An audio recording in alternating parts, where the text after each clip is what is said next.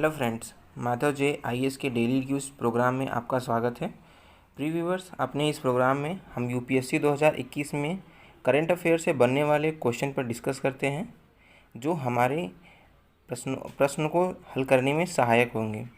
Friends, अगर अभी तक आपने हमारे चैनल को सब्सक्राइब नहीं किया है तो प्लीज़ सब्सक्राइब करें तथा बेल आइकन को प्रेस करें ताकि नई अपडेट आपको मिलती रहे। तो आइए हम अपने पहले क्वेश्चन की तरफ बढ़ते हैं। क्वेश्चन नंबर 1 जो 1 पॉइंट का है, अर्थात भारतीय संविधान के अनुच्छेद 19(2) के तहत विधायिका निम्नलिखित में से किस कारण अभिव्यक्ति की स्वतंत्रता पर कुछ प्रतिबंध लगा सकती है। तो कूट क्या है, राज्य की सुरक्षा पर के अनुसार प्रतिबंध लगा सकती है, विदेशी राज्यों के साथ मैत्रीपूर्ण संबंध के, न्यायालय की अवमानना करने पे, अपराधों को उकसाने में। तो इस प्रश्न का सही जवाब उत्तर कूट से समझते हैं। तो पहला है कि राज्य की सुरक्षा करने से। तो आपको पता है कि जहां हमारा आर्टिकल 19(1) कई सारी वाक स्वतंत्रता और आदि विषय पर अधिकार प्रदान करता है, जैसे वाक स्वतंत्रता और अभिव्यक्ति की, शांतिपूर्वक और निरायुध सम्मेलन की, संगम या संघ या सहकारी सोसाइटी बनाने की, भारत के राज्य क्षेत्र में भ्रमण करने का, भारत के राज्य क्षेत्र में किसी भाग में निवास करने का, या कोई वित्त या उपजीविका व्यापार या कारोबार करने का अधिकार प्रदान करता है। वहीं आर्टिकल 19(2) के तहत इस पर कुछ रिस्ट्रिक्शन लगाए गए हैं, अर्थात युक्त प्रतिबंध लगाए गए हैं। वो किस आधार पर लगाए हैं, तो आगे हम देखते हैं ये किस आधार पे है। भारतीय कानून के तहत वाक और प्रेस की स्वतंत्रता किसी को भी अपने विचार और स्वतंत्रता के रूप में पूर्णतः व्यक्त करने का अधिकार प्रदान नहीं करती है।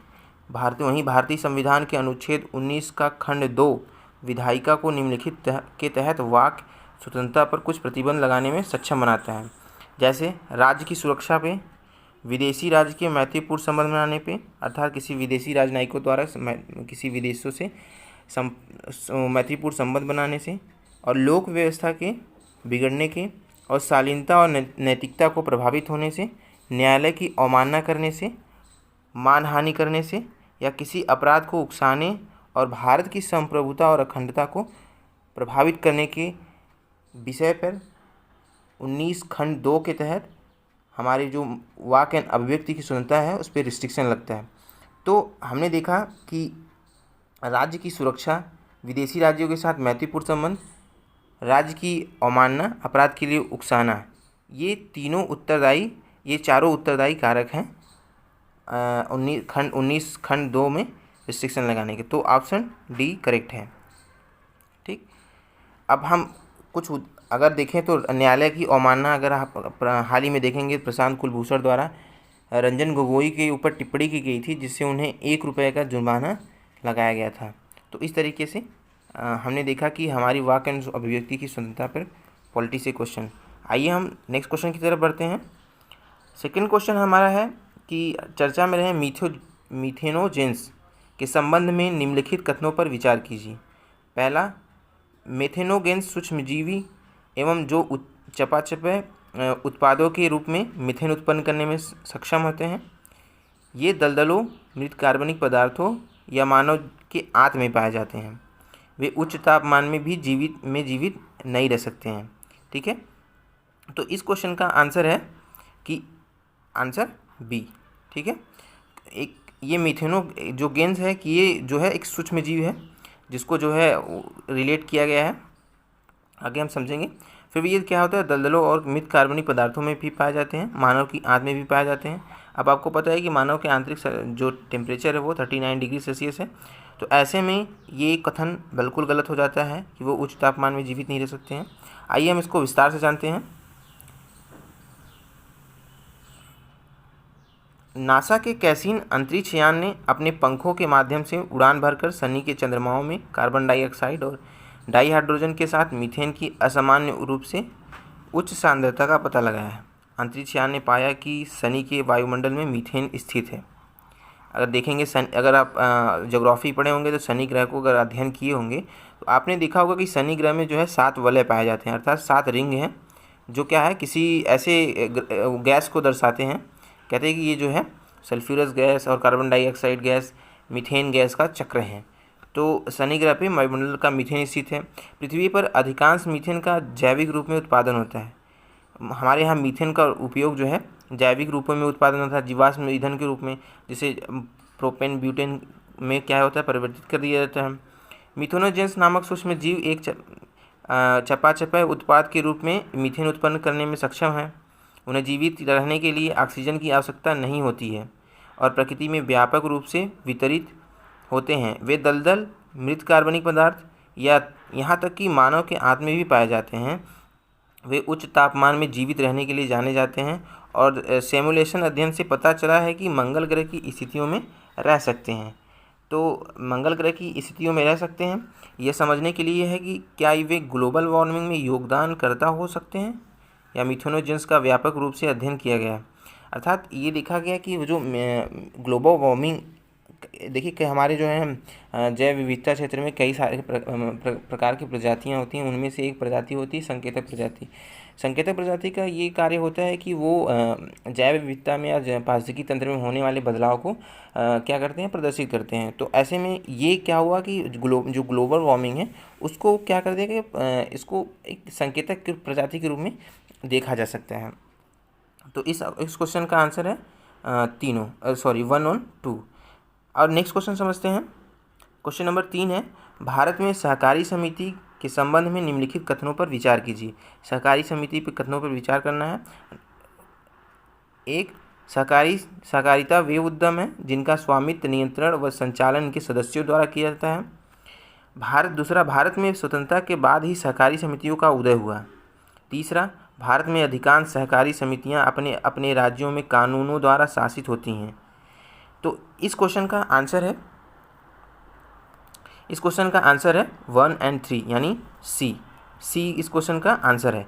तो आप देखेंगे जो सहकारी जो है अभी हाल ही फिलहाल में चर्चा में क्यों रहा, क्योंकि अभी नए मंत्रिमंडल का गठन किया गया जिसे सहकारिता मंत्रालय कहते हैं।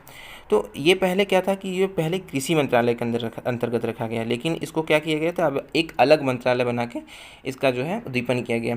तो अब हम देखेंगे कि आइए इसको विस्तार से हम जानते हैं। सरकार ने एक अलग केंद्रीय सहकारिता मंत्रालय के गठन की घोषणा की। यह एक ऐसा विषय है जिसे अब तक कृषि मंत्रालय के अधीन रखा गया। सहकारिता मंत्रालय देश में सहकारिता आंदोलन को मजबूत करने, एक अलग प्रशासनिक कानून को नीतिगत ढांचा उपलब्ध कराएगा। अर्थात ये सहकारिता आंदोलन के रूप में उत्सर्जित होगा तथा ये क्या करेगा, संघ को मजबूत करने का कार्य करेगा। परिभाषा के अनुसार अगर देखें तो सहकारिता क्या होता है, समिति की एक सामान्य लक्ष्य को और जो है सामूहिक सौदेबाजी की शक्तियों का उपयोग करने के लिए लोगों द्वारा जमीनी स्तर पर गठित संगठन है। अर्थात ये क्या था कि पहले ये जोखिम भरा क्षेत्र होता था कृषि में योगदान देने के लिए क्या किया गया कि सहकारी जो है क्षेत्र को अपनाया गया ताकि उसमें जो है लोग एक संग्रह रूप हो सके, अपने जो कौशल के रूप में अपना एक क्षेत्र में योगदान दे सकें। फिर क्या है, कृषि संकट, समग्र ऋणग्रस्तता के जवाब में सहकारी समितियों का इतिहास स्वतंत्रता पूर्व का है। अर्थात ये क्या है, ये स्वतंत्रता है भारतीय स्वतंत्रता की, इसके पूर्व जो है ये इसका इतिहास रहा है। कृषि में सहकारी डेयरियाँ, चीनी मिलें, कताई मिलें किसानों के एकत्रित संसाधनों के गठित की जाती है जो अपने उपज को संसाधित करना चाहते हैं। बैंकिंग और वित्तीय क्षेत्र में सहकारी संस्थाएं ग्रामीण और शहरी क्षेत्र में स्थित होते हैं। अगर हम बात करें तो शहरी क्षेत्र की जो बैंकिंग है उसको आरबीआई और केंद्र सरकार और राज्य सरकार नियंत्रित करती हैं। और उसी तरीके से अगर ग्रामीण सहकारी बैंक की बात करें तो ग्रामीण सहकारी बैंक का तो वहाँ ग्रामीण सहकारी बैंक पे नाबार्डा केंद्र सरकार और राज्य सरकार इसको क्या है देखरेख और नियंत्रित करती हैं। अमूल डेयरी की क्या है, एक सहकारी समिति का सफल उदाहरण है। अगर जो देखिए अमूल डेयरी का इतना बड़ा बाजार है वो भी क्या है, एक सहकारी समिति है, यानी इसके सदस्य जो हैं इसका मालिकाना हक होते हैं। तो और कृषि सहकारिता राज्य सूची में शामिल है, राज्य सूची का विषय है, जिसका अर्थ है कि राज्य सरकार उनका संचालन करती हैं। अधिकांश सहकारी समितियां संबंधित राज्य कानूनों द्वारा शासित होता है। तो इस तरीके से इस क्वेश्चन का आंसर क्या है, इस क्वेश्चन का आंसर है 1 और 2। ये क्या है, इतिहास की स्वतंत्रता के पूर्व, ये क्या है स्वतंत्रता के पूर्व क्या है ये स्थापित कर दिया गया था। तो तो इस क्वेश्चन का आंसर सी है। अब नेक्स्ट क्वेश्चन की तरफ बढ़ते हैं। हाल ही में चर्चा में रहे राइट टू फॉरगेटन यानी भूल जाने का अधिकार के संबंध में निम्नलिखित कथनों पर विचार कीजिए। पहला कह रहा है कि भूल जाने का अधिकार सार्वजनिक पहुंच से दूर रखे गए व्यक्ति के बारे में जानकारी प्राप्त करने का अधिकार है। दूसरा, इस अधिकार का समर्थन करने वाला तर्क यह है कि व्यक्तियों को पिछले आचरण के लिए हमेशा के लिए कलंकित नहीं किया जाए। उपरोक्त में से कौन सा कथन गलत है? तो ये क्या है, कौन सा इसका आंसर क्या है? इसका आंसर डी है। इसका आंसर डी है। अब क्या पूछा है, ये दोनों क्या है? दोनों सही है, दोनों ये सही है। तो इसमें पूछा है गलत क्या है, तो ये क्या है, न तो एक गलत है न तो नहीं दो गलत है। तो ये अगर हम देखें इस क्वेश्चन को,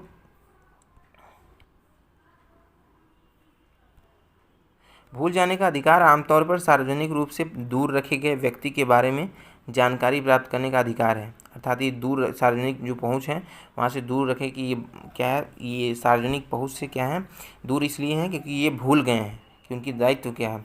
तो इस समर्थकों का तर्क ये है कि व्यक्ति को अपने जीवन के विकास को स्वायत्त तरीके से निर्धारित करने में सक्षम होना चाहिए। पिछले आचरण के लिए व्यक्ति को हमेशा कलंकित नहीं किया जा सके। तो इस तरीके से इस क्वेश्चन का आंसर है 1 और 2 दोनों। अर्थात इसमें गलत पूछा है तो ये न तो ये दोनों सही हैं, तो ये न तो एक गलत है न तो दो गलत है। तो इस तरीके से इस क्वेश्चन का आंसर ऑप्शन डी। आइए हम नेक्स्ट क्वेश्चन की तरफ बढ़ते हैं। नेक्स्ट क्वेश्चन है कि एनविजन मिशन शुक्र के लिए एक ऑर्बिटर मिशन है जिसे किसके द्वारा विकसित किया जा रहा है? ऑप्शन ए राष्ट्रीय वैमानिकी और अंतरिक्ष प्रशासन यानी नासा द्वारा। ऑप्शन बी यूरोपीय अंतरिक्ष एजेंसी यानी यूरोप स्पेस एजेंसी द्वारा, यानी जापान एरोस्पेस एक्सप्लोरेशन एजेंसी यानी जाक्सा, और भारतीय अंतरिक्ष अनुसंधान संगठन इसरो द्वारा। तो इस क्वेश्चन का आंसर है यूरोपीय अंतरिक्ष एजेंसी द्वारा क्या कह रहा है, इसका जो है विकसित किया जा रहा है। अगर हम बात करें तो भारतीय अंतरिक्ष अनुसंधान संगठन यानी इसरो द्वारा शुक्रयान जो है लॉन्च करने की बात कही गई है। शुक्रयान लॉन्च करने की बात की है। आइए हम इसका विस्तार से जानते हैं। नासा के समान यूरोपीय अंतरिक्ष एजेंसी ने घोषणा की है कि उसने एनविजन को अपने अगले ऑर्बिटर के रूप में चुना है जिसे 2030 में शुक्र ग्रह पे भेजा जाएगा। तो ये रहे हमारे 5 क्वेश्चन जिनको हमने समझा कि करंट अफेयर से जोड़ते हुए अपने प्रीलिम्स परीक्षा को किस प्रकार ये रिलेट करेंगे। Thank you so much. If you like my video and like share subscribe.